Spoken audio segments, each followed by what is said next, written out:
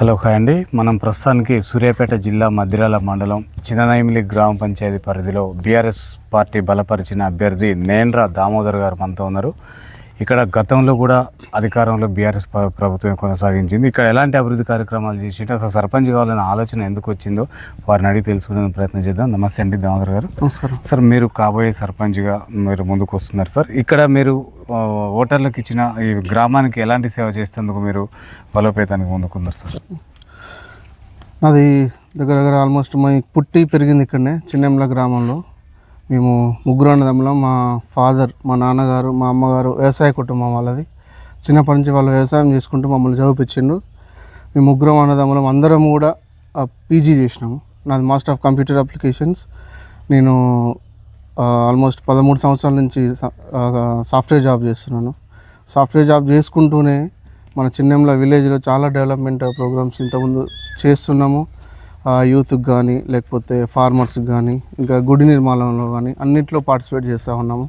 వినాయక విగ్రహాలు కానీ లేకపోతే దుర్గా పూజలు కానీ అన్నింటిలో పార్టిసిపేట్ చేస్తున్నాము. నా ఎయిమ్ ఏంటంటే మెయిన్గా చాలా విలేజెస్ మా ఫ్రెండ్స్ కానీ మా కొలీగ్స్ కానీ బయట దేశాల వాళ్ళు విలేజెస్ వేరే మండలాల్లో డిస్టిక్లలో వాళ్ళందరూ చాలా వరకు ఆదర్శ గ్రామాలు ఉన్నాయి. ఆదర్శ గ్రామం కావాలంటే మెయిన్గా ఉండాల్సింది ఏంటంటే నాకు అనిపించింది ఏంటంటే ఒక చదువుకున్న పర్సన్ ఊరికి సర్పంచ్గా ఉండాలి. దానికోసమనే మెయిన్గా నేను మా దాంట్లో కొన్ని విలేజ్లో ఒక అభివృద్ధి కార్యక్రమాలు జరిగినాయి.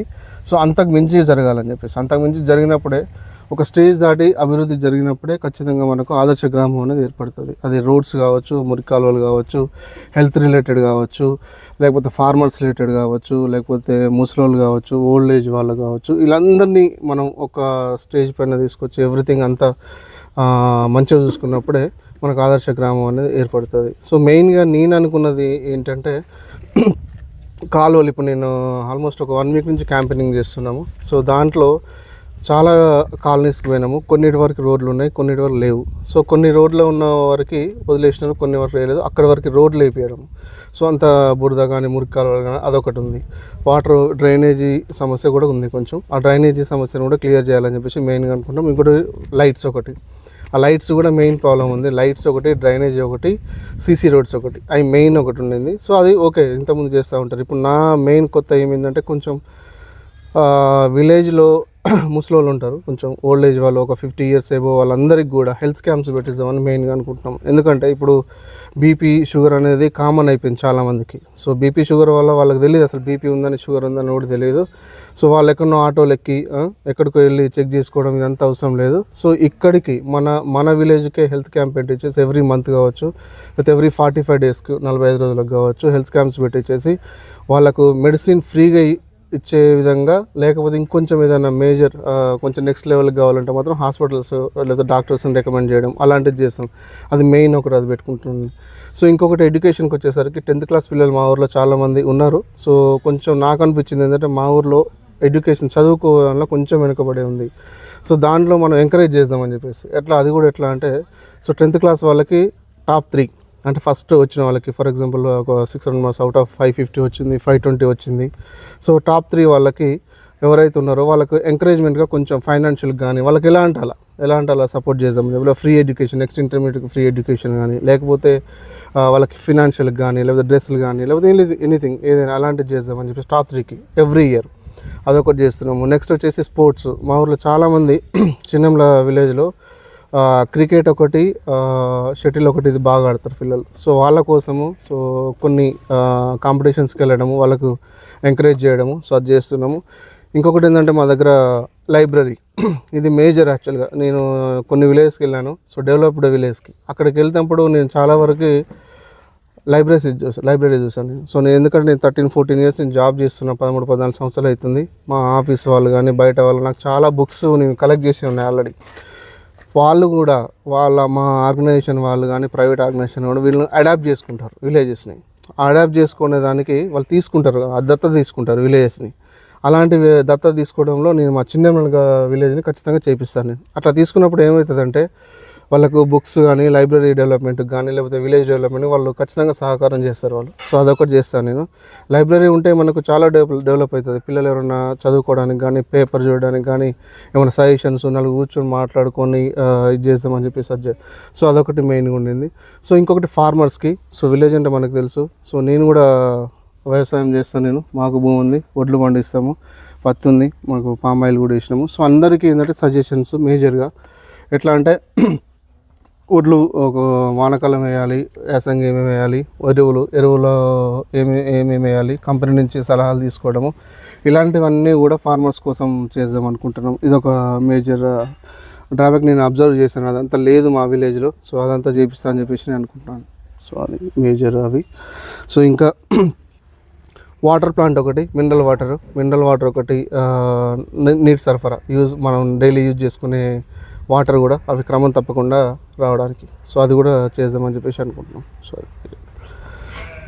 ఓకే సార్, ఇన్ని రోజులు మీరు అధికారంలో ఉన్నారు, ఇవన్నీ మీరు ఎందుకు చేయలేకపోయారు? ఇప్పుడు మీరు సర్పంచ్ కావటం కోసమే ఇవన్నీ చేస్తున్నారు అనుకోవచ్చా?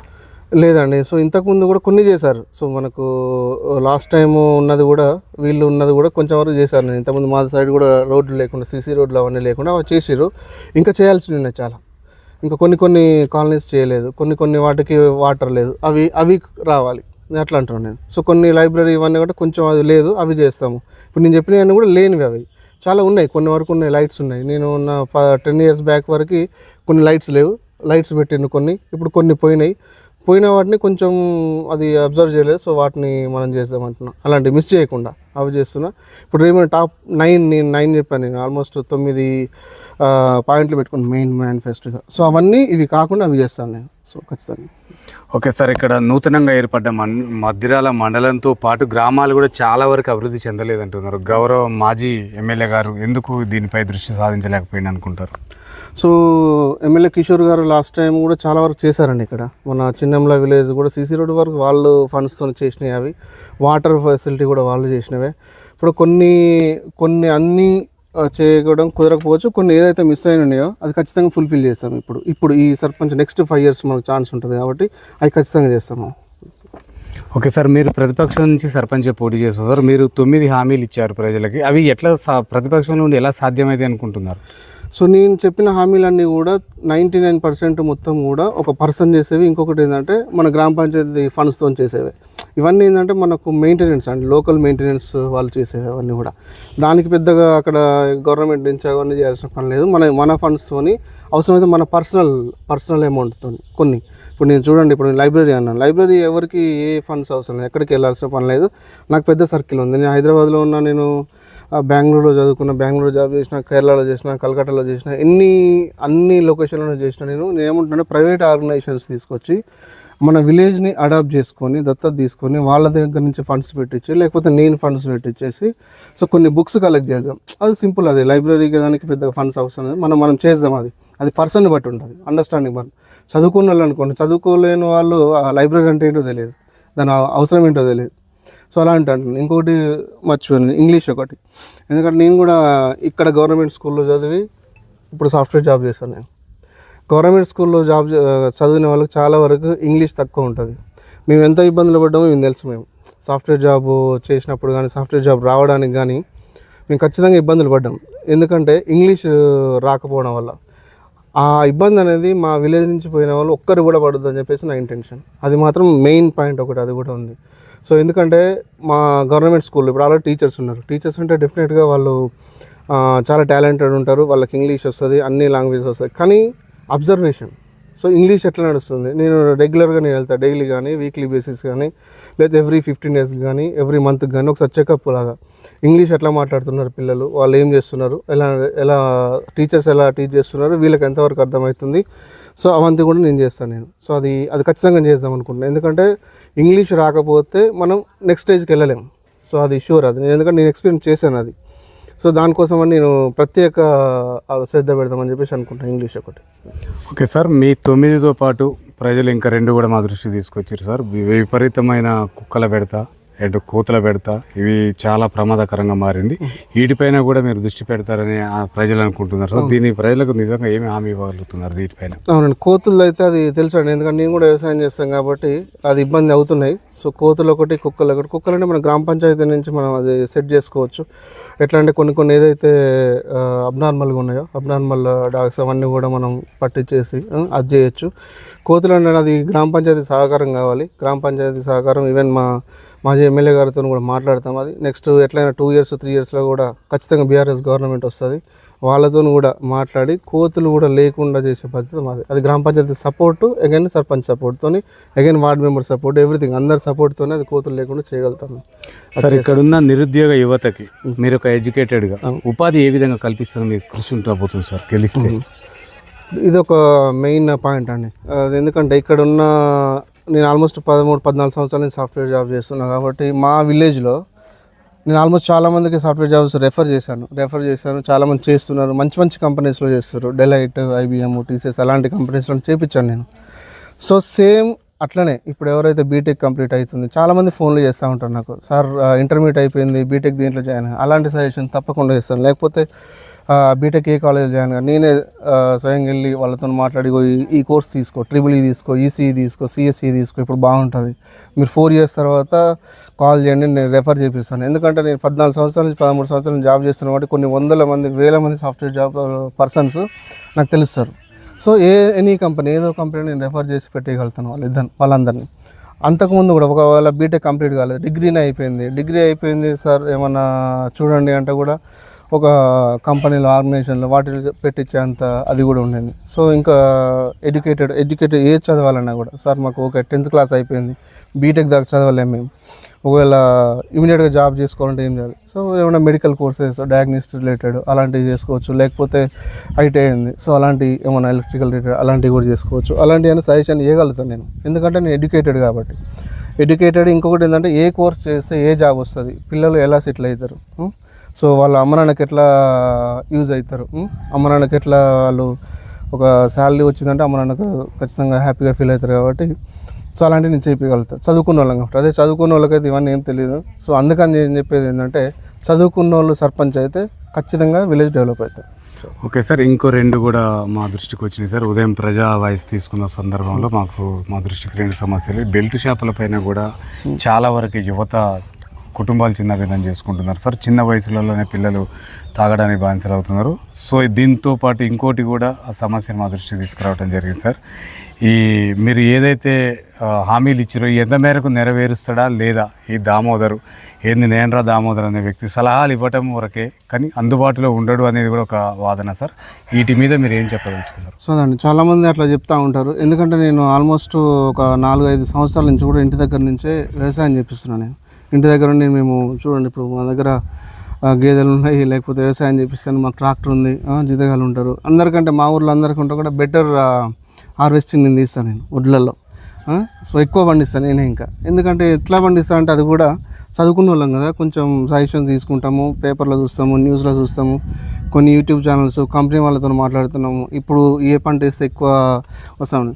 సో అలాంటి వ్యవసాయం చేపిస్తాను. ఇప్పుడు జాబ్ అంటారు అనుకోండి, జాబ్ ఖచ్చితంగా నేను వదిలేసి ఇక్కడే ఉంటాను, చిన్నెంలో ఉండి ఖచ్చితంగా అందరికీ అందుబాటులో ఉండి నేను డెవలప్ చేస్తాను నేను. సో దానికి డౌట్ అవసరమే లేదు. ఖచ్చితంగా ఇక్కడనే ఉండి అందరికి అందుబాటులో ఉండి ఏదైతే నేను చెప్తున్నానో ఈ 9 పాయింట్స్ ఏదైతే ఉన్నాయో అన్నీ కూడా ఫుల్ఫిల్ చేస్తాను. ఆల్మోస్ట్ 99% నేను ఫుల్ఫిల్ చేస్తాను. బెల్ట్ షాపులు అనేది ఖచ్చితంగా అండి, అవి బెల్ట్ షాపులు నాకు కూడా తెలుసు. సో అక్కడ అన్ని విలేజెస్లో బెల్ట్ షాపులు ఉన్నాయి. కాకపోతే ఏంటంటే మీరు అన్నది ఒక పాయింట్, యూత్ బెల్ట్ షాపుల దగ్గర వెళ్ళి సరే మనం తాగొచ్చు, వారు సిగరెట్ తాగుతారు, మనం వాళ్ళని డైవర్ట్ చేయాలి. ఫస్ట్ ఆఫ్ ఆల్ యూత్ ఎవరైతే ఉన్నారో వాళ్ళని పక్కకు డైవర్ట్ చేయాలి. డైవర్ట్ అంటే ఏంది, అయితే ఎడ్యుకేషన్ సైడ్, లేకపోతే బిజినెస్ సైడ్, లేకపోతే స్పోర్ట్స్ సైడ్, ఏమైనా ఆడుకుంటారా, లేకపోతే ఏమైనా బిజినెస్ చేస్తారా, అవన్నీ కల్పించాలి. సో అవి ఖచ్చితంగా చేస్తామండి. అప్పుడు ఎప్పుడైతే మనం డైవర్ట్ చేస్తామో వాళ్ళని వేరే సైడ్ ఎక్కడికైతే డైవర్ట్ చేస్తామో ఖచ్చితంగా ఈ బెల్ట్ షాపులు అనేది, ఆ మంది తాగడం ఇదంతా ఉండదు.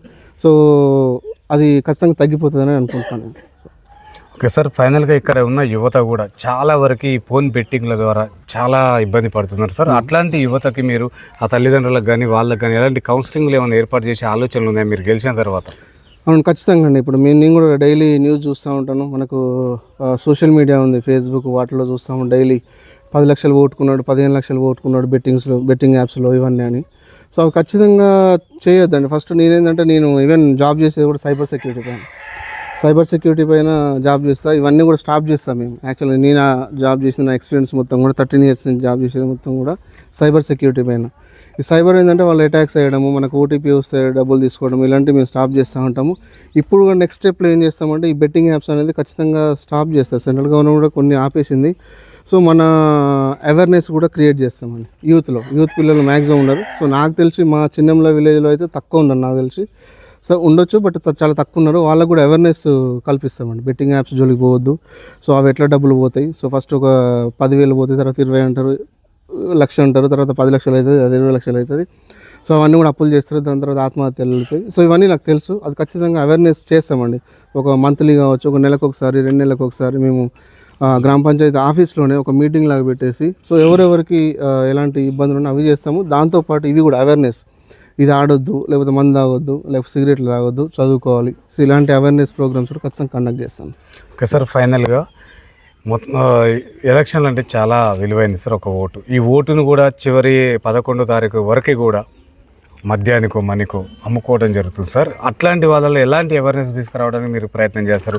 నేంద్ర దామోదర్ గారు ఎడ్యుకేటెడ్ పర్సన్ పోటీ చేస్తున్నాడు. ఓటర్లలో ఎలాంటి చైతన్యం తీసుకొచ్చిన మీరు ప్రయత్నం చేస్తున్నారు చివరిగా ఓటర్లకు చెప్పే? అవునండి, ఇది మెయిన్ అండి. సో మనకి అక్కడ నుంచి కేటీఆర్ గారు, కేసీఆర్ గారు, మన బీఆర్ఎస్ పార్టీ తరఫు నుంచి అందరూ కూడా చెప్తుంది అదే. చదువుకున్న వాళ్ళని ఎన్నుకోండి సర్పంచ్గా, తెలిసిన వాళ్ళని ఎన్నుకోండి, దాని సబ్జెక్ట్ ఉన్న వాళ్ళని ఎన్నుకోండి. సో ఇవన్నీ ఉంటేనే మన విలేజ్ డెవలప్ అవుతుంది. ఎవరినో ఒకరిని పెట్టేసి ముందుకు దోసేసి వాళ్ళతో పైసలు పెట్టించి వాళ్ళకి ఏం తెలియకుండా వాళ్ళ తర్వాత మేము రాజకీయం చేస్తాము, వాళ్ళు ముందుంటే చాలు మేము తర్వాత ఉండి చూసుకుంటాం అనే వాళ్ళను ఎన్నుకోవద్దు. చదువుకున్న వాళ్ళని ఎన్నుకోండి. మందు తాగు, లేకపోతే ఈరోజు మందు పోస్తున్నాడు, రేపు పైసలు ఇస్తున్నాడు, వాళ్ళందరికీ మాత్రం ఓటేయద్దు. చదువుకున్న వాళ్ళు, ఎడ్యుకేటెడ్ పర్సన్ ఉంటే వాళ్ళకు ఆ విలేజ్ అనేది డెవలప్ అవుతుంది. సో లేకపోతే చదువుకున్న వాళ్ళు లేకపోతే మళ్ళీ ఇంకా 10 ఇయర్స్ కానీ ఇంకా 10 సంవత్సరాలైనా 20 సంవత్సరాలైనా మన విలేజ్లో ఇట్లనే ఉంటాయి. సో కేటీఆర్ గారు అదే చెప్తున్నారు, ప్రతి స్పీచ్లో వాళ్ళు చెప్తారు. కేసీఆర్ కూడా లాస్ట్ టైం అదే చెప్పారు. సో మా గ్రామాధ్యక్షుడు వాళ్ళు కూడా మా సపోర్ట్ ఉంది.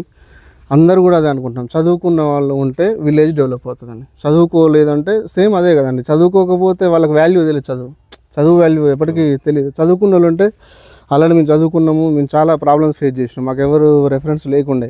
అజ్జయ్యు సో ఇట్లా ఈ కాలేజీకి వెళ్ళు, ఈ కోర్స్ తీసుకో, లేకపోతే ఈ జాబ్కి వెళ్ళి ట్రై చేయు, ఇలాంటివి ఎక్కడా లేదు మాకు. మేము చాలా ఇబ్బందులు పడి జాబులు తెచ్చుకున్నాం. సో ఇప్పుడు మా విలేజ్లో అలాంటివి జరగొద్దు అని చెప్పేసి అనుకుంటున్నాను నేను. అలాంటివి జరగొద్దు అంటే ఖచ్చితంగా గ్రామ సర్పంచ్ అనేవాడు ఫస్ట్ పర్సన్ కదా విలేజ్కి. సో ఆ ఫస్ట్ పర్సన్ ఎడ్యుకేటెడ్ పర్సన్ ఉంటే ఖచ్చితంగా డెవలప్ అవుతుందని నేను ట్రస్ట్ నమ్మకం.